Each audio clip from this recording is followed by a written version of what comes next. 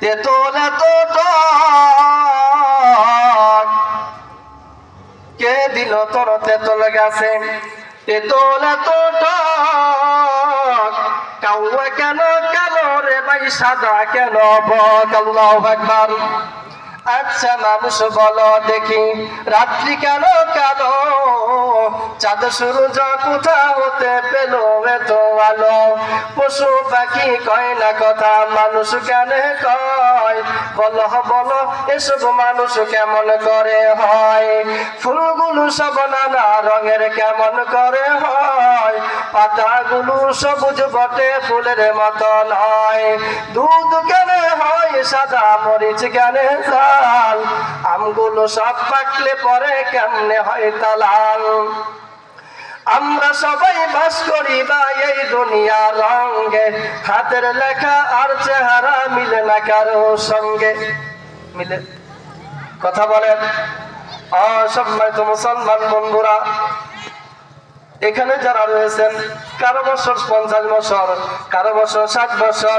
আমাদের সভাপতি সাহেবের বছর আমার মনে হয় অনেক, প্রায় 60-এর উপরে মনে হয়। আমি আপনাদের কাছে একটা প্রশ্ন করি, এই যে 60 বছরের জিন্দেগির মধ্যে কত মানুষের সাথে আপনি সাক্ষাৎ করলেন? আপনার চেহারার সাথে অন্য কোন মানুষের চেহারার মিল পাইছেন কি? কথা বলেন। একটা মানুষের চেহারার সাথে মিলে না। কেমন কুদরতের মালিক আল্লাহু আকবার বলি। কেমন কুদরতের মালিক তিনি, যে একটা চেহারার সাথেও, একটা মানুষের চেহারার সাথে মিলে না। আমরা সবাই বাস করি ভাই এই দুনিয়ার রঙে, হাতের লেখা আর চেহারা মিলে না কারো সঙ্গে। আর মিলে না কথার ধরন, আঙ্গুলের টিপ। কথা বলেন ঠিক কিনা? আর মিলে না কথার ধরন, আঙ্গুলের টিপ।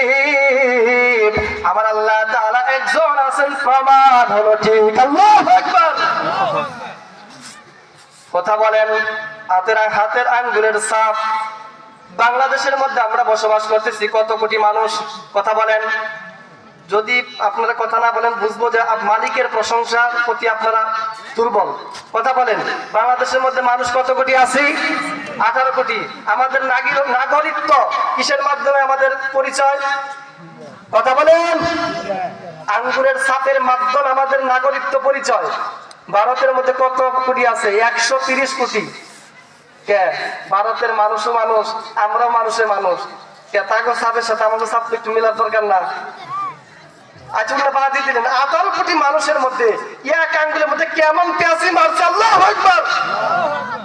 কেমন পেঁচি আমার মামলা মারছে, বুঝলেন? এটাই হলো মালিকের কি রাজত্ব, মালিকের ক্ষমতা। কথা বলেন। প্রশংসা সেই মালিকের করবা না কার করবা? এখন মূল আলোচনা। আল্লাযী খালাকাল মাউতা ওয়াল হায়াতা লিয়াবলুয়াকুম আইয়ুকুম আহসানু আমালা। তরজমা হচ্ছে, একটু বোঝার চেষ্টা করবেন। আল্লাযী, তিনি এমন একজন রব যেই মালিকের হাতে তামাম পৃথিবীর রাজত্ব। তিনি বলতেছেন খালাকাল মাউতা